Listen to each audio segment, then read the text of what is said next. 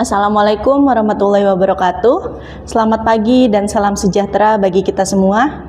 Perkenalkan, saya Sefianti Fikroh, dosen program studi Ilmu Komunikasi, Fakultas Ilmu Sosial dan Ilmu Politik, Universitas PGRI Ronggolawe Tuban. Pada kesempatan ini, saya akan melaksanakan kegiatan pembelajaran pada mata kuliah Komunikasi Bisnis dengan topik Konsep Dasar Komunikasi Bisnis. Capaian pembelajaran pada pertemuan ini adalah agar mahasiswa mampu menjelaskan konsep komunikasi bisnis, mengidentifikasi unsur-unsur komunikasi bisnis, menganalisis penerapannya dalam organisasi, serta memberikan solusi terhadap permasalahan komunikasi dalam dunia bisnis. Proses pembelajaran akan dilaksanakan dengan pendekatan yang berpusat pada mahasiswa melalui diskusi, tanya jawab, studi kasus, dan refleksi, sehingga mahasiswa tidak hanya memahami konsep, tetapi juga mampu mengaplikasikannya dalam situasi nyata. Baik, mari kita mulai perkuliahan. Wassalamualaikum warahmatullahi wabarakatuh. Bismillahirrahmanirrahim. Assalamualaikum warahmatullahi wabarakatuh. Waalaikumsalam warahmatullahi wabarakatuh. Apa kabar semua? Alhamdulillah. Perkenalkan, saya Sefianti Fikroh. Di semester ini saya mendapat bagian untuk mengajar mata kuliah komunikasi bisnis. Mata kuliah komunikasi bisnis dirancang untuk membekali mahasiswa dengan pengetahuan, pemahaman, dan keterampilan dalam menerapkan prinsip-prinsip komunikasi secara efektif di lingkungan bisnis dan organisasi. Selama perkuliahan, kita akan mempelajari berbagai konsep, mulai dari dasar-dasar komunikasi bisnis, komunikasi interpersonal di dunia kerja, komunikasi tertulis dan lisan, etika komunikasi, komunikasi digital, sampai strategi bisnis yang akan dilakukan di lapangan nanti. Saya berharap seluruh mahasiswa dapat mengikuti perkuliahan ini secara aktif, berpartisipasi dalam diskusi, mengerjakan setiap tugas dengan penuh tanggung jawab, serta mampu menghubungkan teori yang dipelajari dengan praktik di dunia kerja nantinya. Mari kita belajar bersama dengan semangat. Sebelum kita mulai, mari kita berdoa dulu menurut keyakinannya masing-masing. Berdoa dimulai.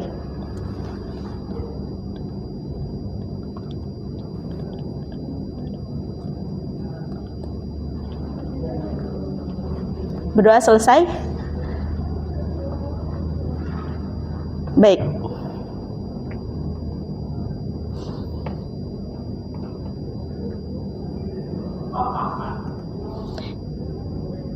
Sebelum mulai, Ibu akan absen dulu. Lydia Aulia Agustin, Muhammad Rifanul Firman, Muhammad Ais Herdiansyah, Muhammad Zani, Monika Putri, Mualimatil Khairiyah, Nadia Aulia, Nadia Evelina, Najwa Mesa, Nindi Olivia. Baik, kita lanjut ke perkuliahan.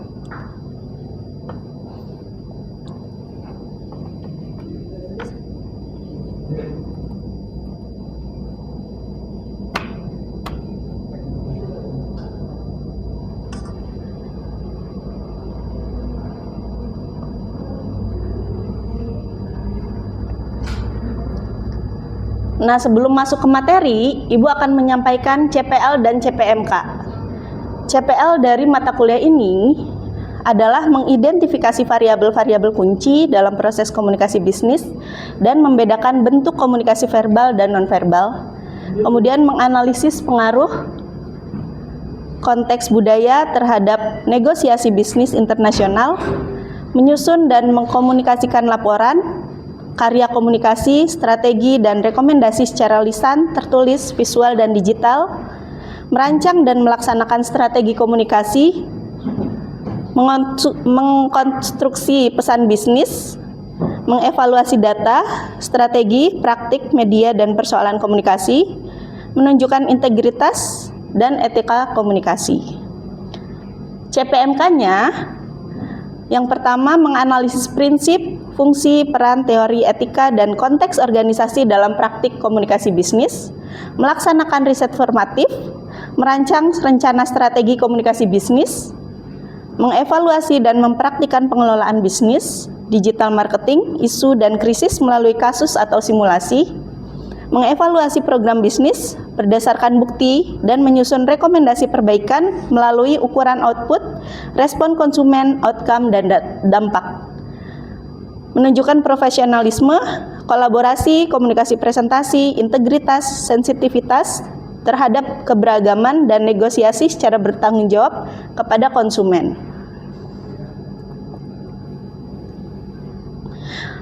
Menurut kalian, kenapa kita perlu mempelajari komunikasi bisnis? Silakan. Kalau kita mempelajari komunikasi bisnis, kita mengetahui gimana respon pelanggan terhadap produk yang kita jual. Contohnya kan kita mengetahui karakteristik pelanggan, dia seperti tidak suka pedas, asin, seperti itu. Jadi kita secara tidak langsung dengan komunikasi bisnis kita mengetahui karakteristik pelanggan. Jadi kita membuat produk itu sesuai dengan apa yang dibutuhkan oleh pelanggan. Oke, jadi mengetahui kebutuhan konsumen ya. Tuh. Nah, kehadiran bidang komunikasi bisnis sama pentingnya seperti kehadiran PR atau public relations. Mengapa semakin dibutuhkan? Karena dinamika organisasi atau perusahaan semakin besar dan berkembang. Terasanya persaingan antar organisasi atau perusahaan semakin ketat. Sekarang kan pada berebut ya, pada berebut ingin membuat bisnis, kemudian ingin masuk ke perusahaan atau pengen jadi owner, itu berebut semuanya. Kemudian selanjutnya tuntutan, keinginan, dan harapan publik terhadap pemenuhan kebutuhan informasi semakin tinggi. Publik atau masyarakat semakin kritis. Kalau ada yang nggak sesuai, pasti langsung ngomong.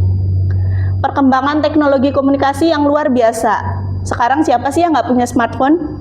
Ya, besarnya pengaruh opini publik, citra, sikap terhadap suatu organisasi semakin besar. Pengaruh media massa terhadap pembentukan opini publik terhadap suatu organisasi atau perusahaan. Suatu organisasi atau perusahaan tidak mungkin berdiri sendiri tanpa dukungan dan citra publik yang berkaitan dengan aktivitas dan perkembangan organisasi atau perusahaan tersebut. Sekarang siapa yang pernah mendengar pengertian atau definisi komunikasi bisnis selain yang ada di depan? Ada?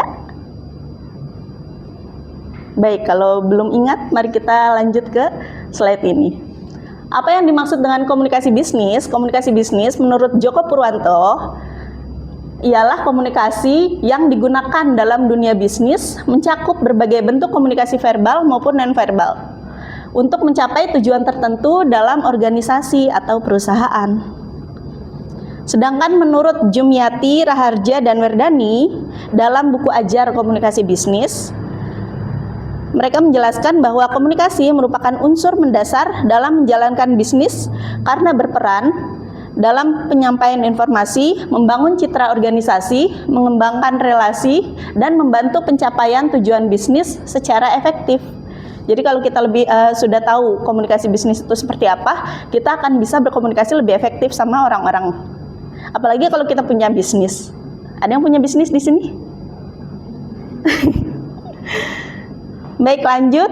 Menurut Adin dan Izati dalam jurnal Riset Manajemen Komunikasi, komunikasi bisnis adalah komunikasi yang digunakan untuk membangun kemitraan, mempromosikan ide, produk, jasa, atau organisasi, serta menciptakan nilai bisnis yang dijalankan.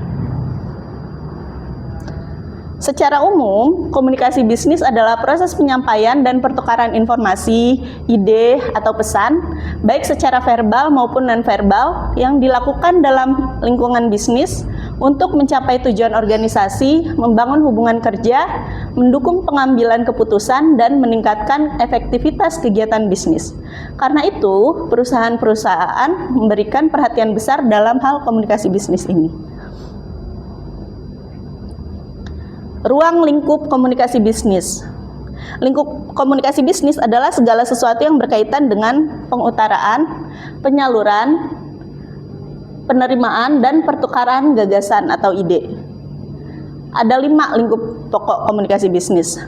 Silakan dibaca. 1. Bentuk komunikasi. 2. Keterampilan komunikasi. 3. Faktor psikologis. 4. Proses komunikasi. 5. Ilmu menunjang. Kita bahas dari nomor 1, bentuk komunikasi. Apa aja bentuk komunikasi? Mungkin bisa melalui 2, secara langsung dan tidak langsung. Secara langsung bisa bertemu di outlet, tidak langsungnya mungkin promosi melalui media sosial. Oke, langsung dan tidak langsung. Ada lagi pendapat yang lain? Bentuk komunikasi itu terdiri dari beberapa. Yang pertama ada oral communication, kedua written communication, ketiga gestural communication, keempat signal communication. Dengan penguasaan dan pemahaman bentuk-bentuk komunikasi, kita dapat meningkatkan efektivitas komunikasi. Jadi kalau kita menguasai ini semua, nanti ke depannya kalau kita bertemu orang, kita akan lebih bisa menguasai keadaan. Kita tidak dapat melakukan komunikasi dengan baik jika tidak mampu untuk merasakan, menghayati, dan memahami apa yang ada dalam pikiran dan perasaan komunikan. Ketidakmampuan kita melakukan hal tersebut akan menyebabkan kerugian untuk perusahaan. Faktor psikologis. Faktor psikologis menyangkut kepribadian, penampilan, reputasi, dan kematangan.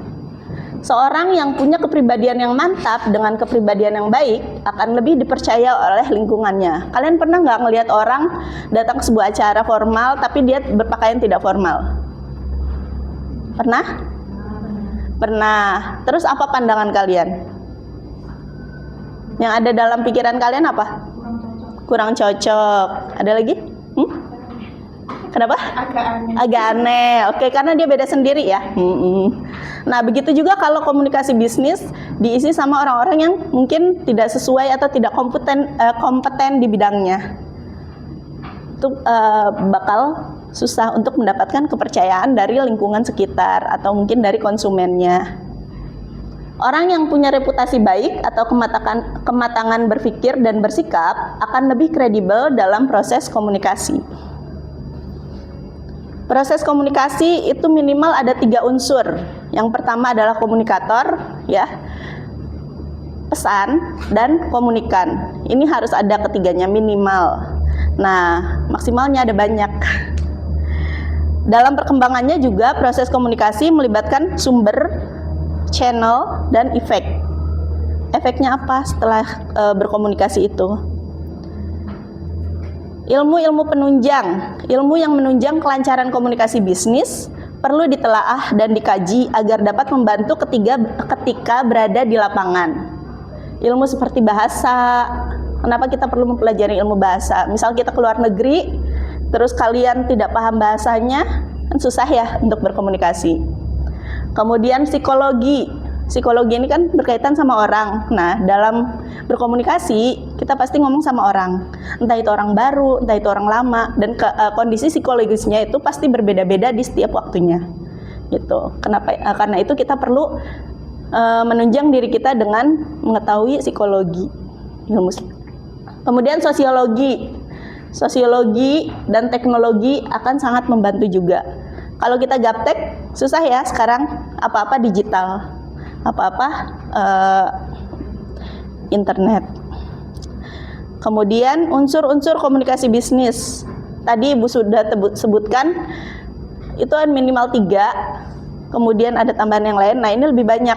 Ada komunikator, pesan, media atau saluran, komunikan, umpan balik, gangguan, dan tujuan komunikasi. Ada yang mau menjelaskan ini? Komunikator itu apa? Komunikator itu apa? Yang menyampaikan pesan. Kalau pesan jelas ya, apa yang disampaikan. Kemudian media atau saluran.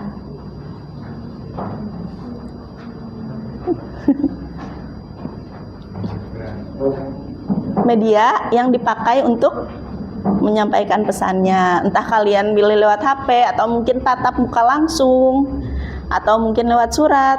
Jadul banget ya. Kemudian komunikan, nih siapa yang menerima pesannya itu ya.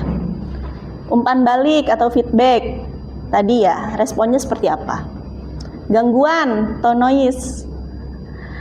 Misalnya kita lagi ngobrol di sebuah kafe tapi ada live musik gede banget.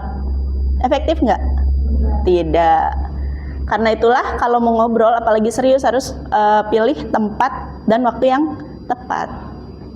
Tujuan komunikasi. Nah, tujuan menyampaikan pesan itu apa? Karakteristik komunikasi bisnis. Yang pertama, pesan yang terkadang dalam komunikasi bisnis disusun untuk audiens yang membutuhkan informasi. Kedua, pesan bisnis disusun dengan mempertimbangkan batasan waktu dan biaya. Ada pesan yang harus segera diterima dan ada yang tidak. Ada pesan yang kalau misalkan tidak disampaikan sekarang, besok sudah kadaluarsa. Ada ya seperti itu. Udah telat karena acaranya besok kok baru disampaikan besok. Kemudian pesan bisnis biasanya disusun untuk lebih dari satu tujuan. Contohnya, menolak permintaan dari konsumen dengan tetap menjaga hubungan baik. Sehingga di masa datang masih ada kemungkinan bertransaksi dengan konsumen tersebut. Jadi kita walaupun menolak sesuatu, itu kita harus tetap jaga hubungan baiknya sama konsumen. Karena kita nggak tahu ke depan mau menawarkan sesuatu lagi atau tidak gitu ya. Pesan bisnis harus memperhatikan nada dan pengaruhnya terhadap audiens, sehingga dalam komunikasi bisnis harus memperhatikan kata dan informasi yang dikirimkan. Hindari mengirimkan kata-kata yang bersifat ambigu atau multitafsir, karena itu akan menimbulkan persepsi yang berbeda-beda.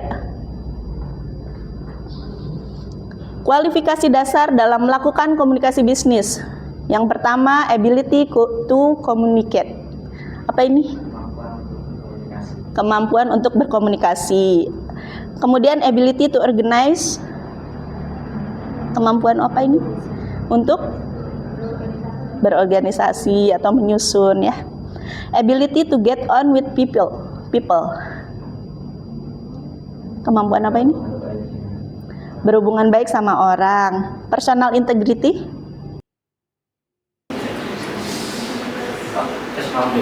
Apa?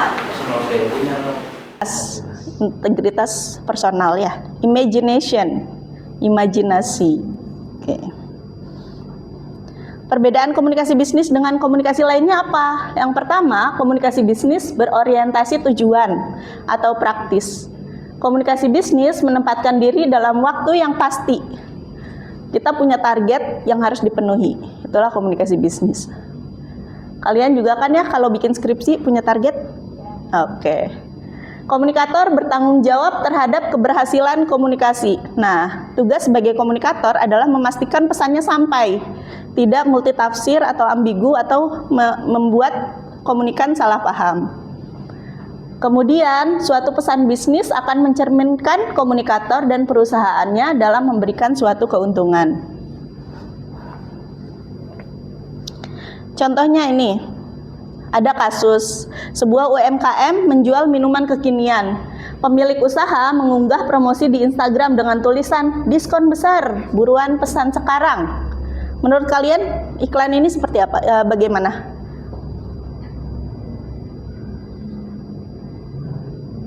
Menarik nggak? Kalian akan datang nggak kalau baca kayak gini? Datang? Ada yang tidak datang?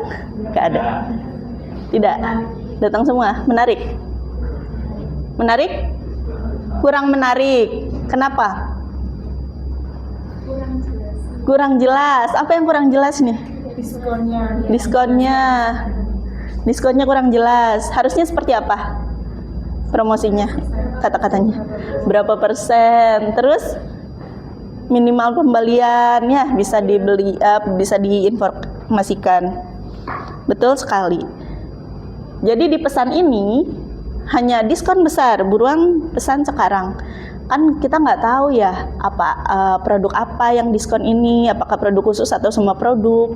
Kemudian minimal pembelian ada apa enggak, atau misalkan kita beli 3.000 sudah diskon gitu kan.